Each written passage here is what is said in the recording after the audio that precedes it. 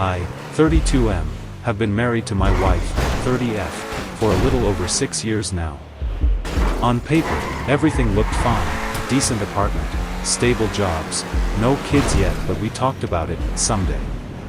We weren't perfect, but I genuinely thought we were solid. Like, the kind of couple that argues about dishes, not about loyalty. Looking back now, I can see the crack started way earlier than I wanted to admit. She's always been sharp. Not in a smart, witty way, more like cutting. If she was annoyed, you felt it. Small lies too, the kind you brush off at first. Like saying she was stuck at work, but later slipping up about being out with coworkers. Nothing huge. Nothing you can point at and say, this is it. Just enough to make you uneasy. I remember asking her once, casually, why didn't you just tell me you went out? She rolled her eyes and said, because you overreact to everything. That became her default answer for a lot of things. At some point, I started second-guessing myself more than her. Like maybe I was overthinking. Maybe this is just what long-term relationships feel like after a while, less transparency, more independence. But then the late nights started happening more often. And the way she'd look at her phone, that changed too. I didn't know it yet, but that was the beginning of everything falling apart. At first, I told myself it was just a phase. People get busy.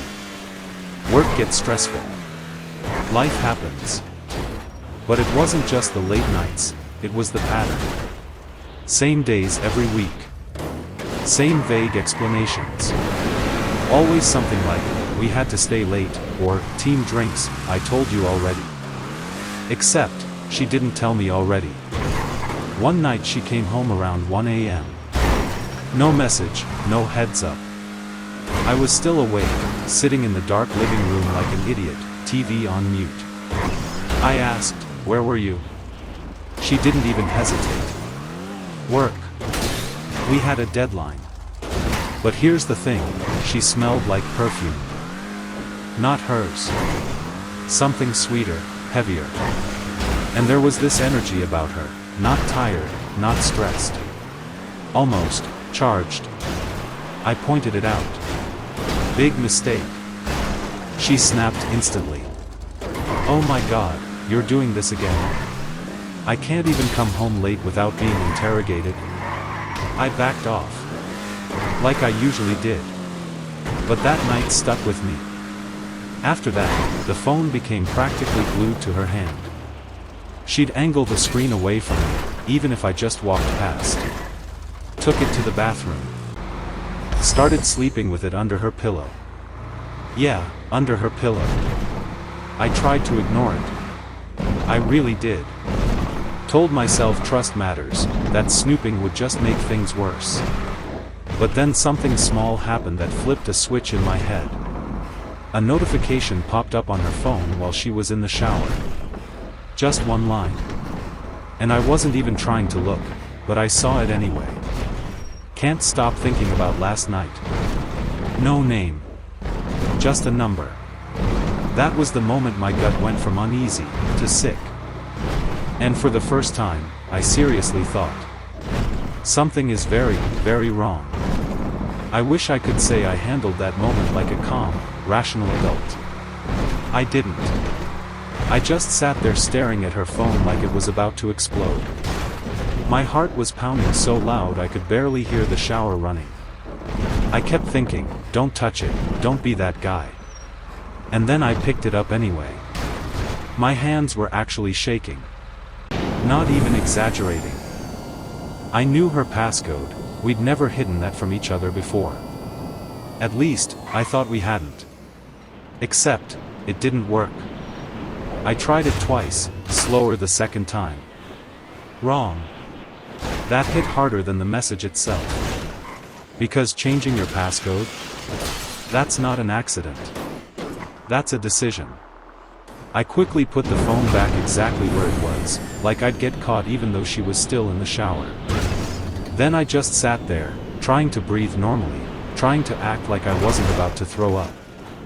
When she came out, everything looked normal. She smiled, asked why I was still up, like nothing in the world had shifted. And I just played along. I hate that part the most. I said, couldn't sleep. She shrugged, got into bed, and within minutes she was scrolling on her phone again, this time angled so I couldn't see anything. That's when I noticed something else.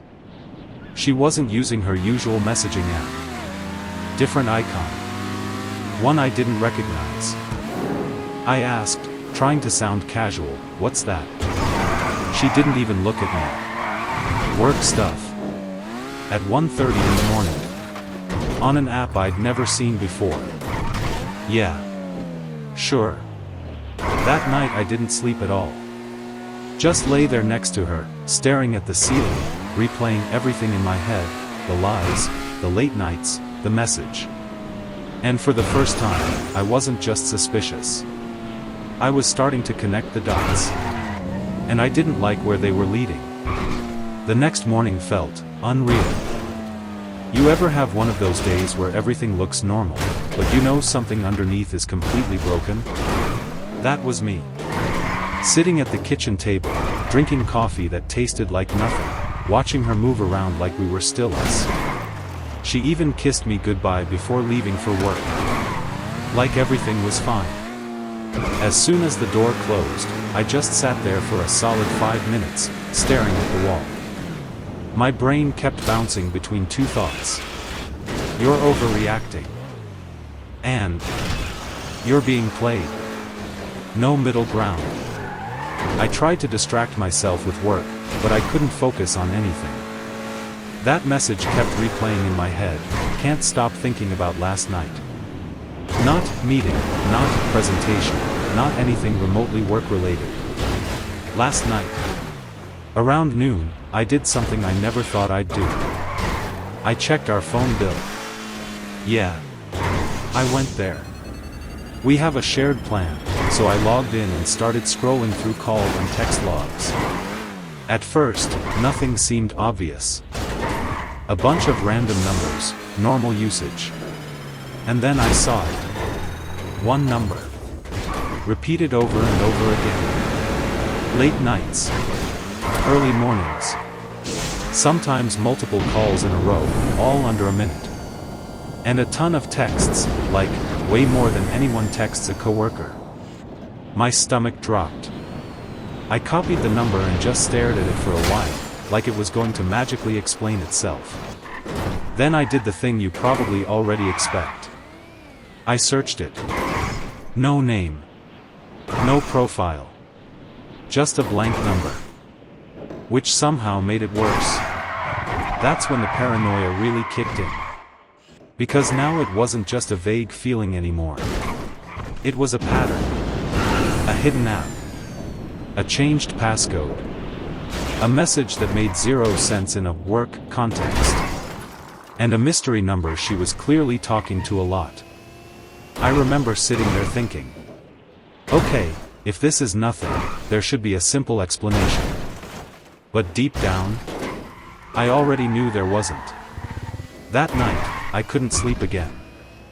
I kept thinking about confronting her, but I didn't want to scream or fight. I wanted answers. I wanted the truth, whatever that meant. Around 10 p.m., I finally couldn't take it anymore. I walked into the bedroom while she was scrolling on her phone, pretending to read something. My chest was tight. My hands were still shaking. I said, "We need to talk." She looked up, annoyed. About what? I took a deep breath. About us. About the late nights, the secret phone, the new app, the messages, the number I found. Her face changed for a split second. Just a flicker. And then she snapped back to her usual mask. "You're being ridiculous. This is exactly why I don't tell you everything. You overreact." I pressed harder. "No, I'm not overreacting. I see what's going on. Just admit it." She scoffed, rolled her eyes, and crossed her arms. "Admit what? That I have a life outside of you? You're insane." I tried to stay calm, but my voice was shaking. "Don't lie to me. I know you're seeing someone else. I saw the messages." She froze for a moment, then, surprisingly, laughed. Not a nervous laugh. A sharp, cutting laugh. "Oh my God. You really think I'd cheat on you? This is pathetic. You're imagining things." I could feel my blood boiling. "You don't even have to deny it. Just be honest." She leaned back, smirked, and said, "Honestly? Maybe I enjoy watching you freak out. It's kind of entertaining." I couldn't believe it. I couldn't even process the words. She didn't just lie, she mocked me while doing it. That night, I didn't just lose sleep. I felt like I lost everything. After that confrontation, I didn't talk to her for the rest of the night. I just sat in the living room, staring at the floor, feeling every ounce of rage, disbelief, and heartbreak crashing over me at once. The next day at work, I couldn't focus at all. Every time my phone buzzed, I jumped. Every text felt like it could be another lie, another secret, another proof that my life was unraveling. I tried to talk to a friend about it, but even saying the words out loud, "She's cheating on me," felt surreal. I couldn't believe someone I'd trusted for years could be so cold, so reckless with my heart. By mid-afternoon, I started thinking about all the little moments I'd ignored, the work dinners, the vague excuses, the late-night showers, the perfume. They weren't coincidences. They weren't small lies I could forgive. They were signs. Clear, flashing, impossible to ignore signs. I realized I had two choices: confront her again with proof, or figure out what I wanted for myself before I lost any more pieces of who I was. That night, I couldn't even bring myself to look at her. I slept on the couch, phone in hand, feeling like a stranger in my own house. I felt exhausted, humiliated, and more alone than I had in years. And yet, amidst all the anger and pain, a small, clear thought surfaced. I need to know the truth. No more lies. The next morning, I started quietly collecting evidence. Not because I wanted to catch her in the act, like some dramatic scene from a movie. I just needed to confirm what my gut already knew. I checked our shared accounts, messages, and even subtle things like receipts and location tags. Every little piece added up. Late-night coffee runs, lunch spots she never mentioned, times she claimed she was working from home but wasn't. It was all there, quietly screaming the truth. One moment, though, hit me harder than anything else. I found a photo on her cloud backup. Just a simple selfie, but not for me. She was smiling in a way she hadn't smiled at me in months, her arm around someone else. Someone whose face I didn't fully see, just glimpses. The intimacy, the laughter, it broke something inside me. I felt like I'd been living in a fog, and suddenly everything was in sharp, brutal focus. The thing that made it worse? She was so casual about it. The way she'd leave tiny breadcrumbs, acting like I wouldn't notice. Like I was too naive, too trusting, too blind. I sat there for hours, scrolling through evidence, heart hammering, stomach churning, tears stinging my eyes. The betrayal wasn't just about cheating. It was about every lie, every manipulation, every cruel little moment she'd used to gaslight me. By the time she got home that evening, I wasn't angry. Not yet. I was hollow. Numb. And I knew, the confrontation was coming. When she walked in, she acted normal. Like she always did, smiling, joking about her day, asking about mine. But I wasn't fooled. Every word, every gesture, felt like a mask I was finally seeing through. I told her to sit down. She raised an eyebrow, clearly annoyed. "What is it now?" she asked. I took a deep breath and said, "I know everything." For a second, she froze. Her eyes darted, like she was calculating what to say. Then she smirked, the same smirk I hated, and said, "Everything?" Oh, this should be good. Enlighten me. I laid it all out. The messages, the phone, the receipts, the photo. Every little detail I'd quietly gathered.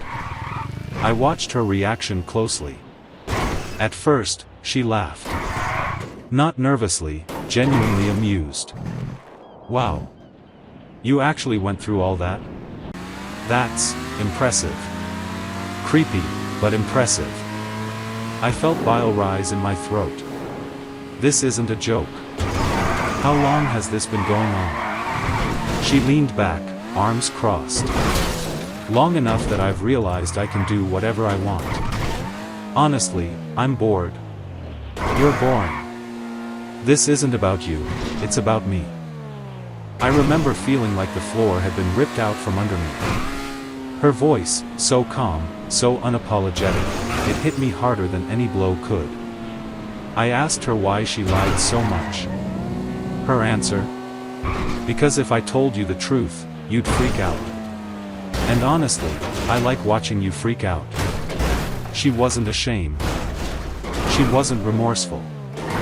She was proud of how much control she had over me. I couldn't process it. I couldn't even speak for a moment. My mind was screaming, my heart was breaking, and yet I realized something important. I couldn't fix this.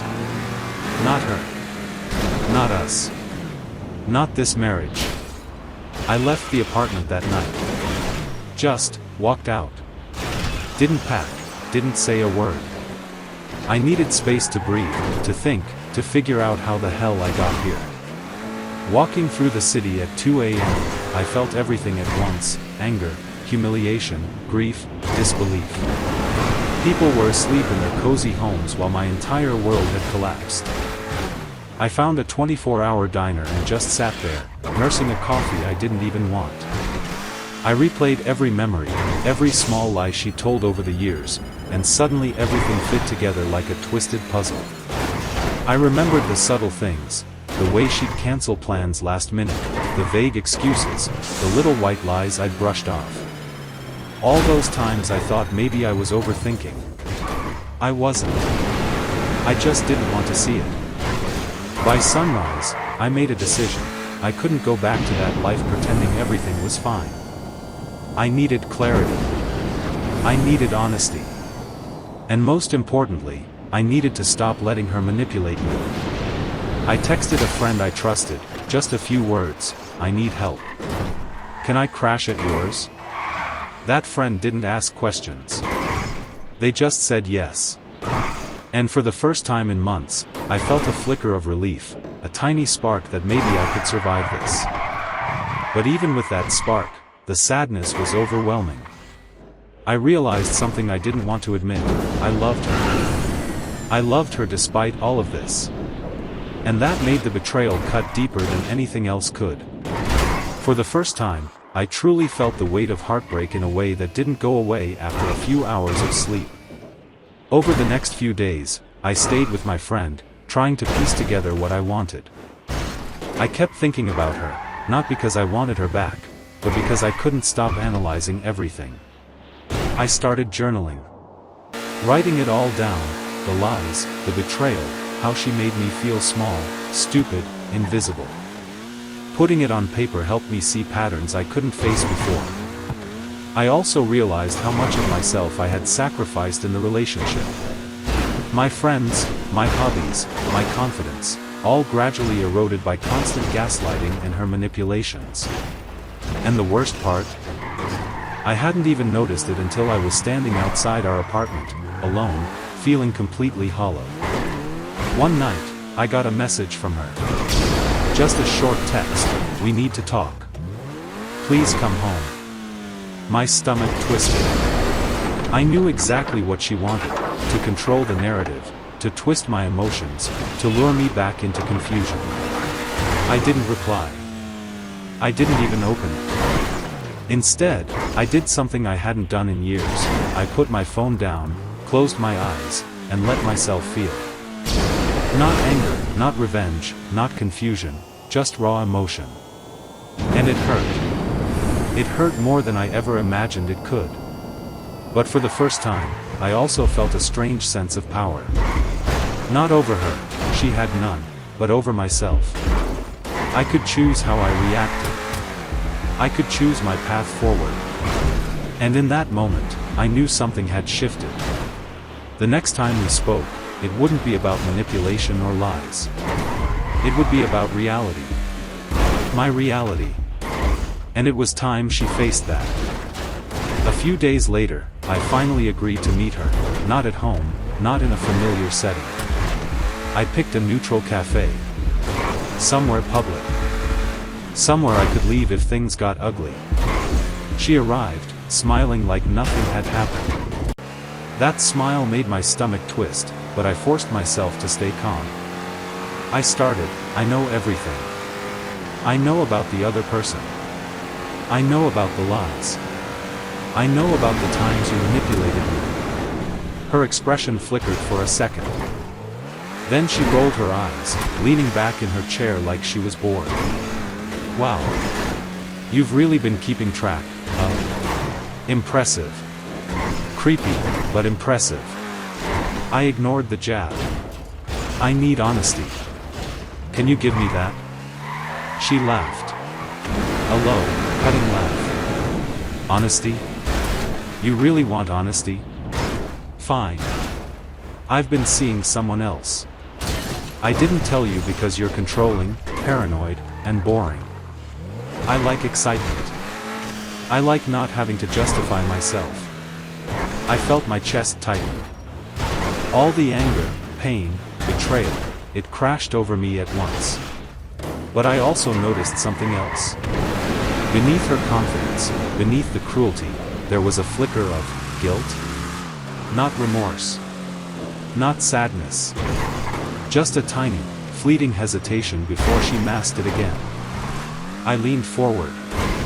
And what about us? Were any of the good years real to you? She shrugged. Asterisk, some of them, maybe. But people change.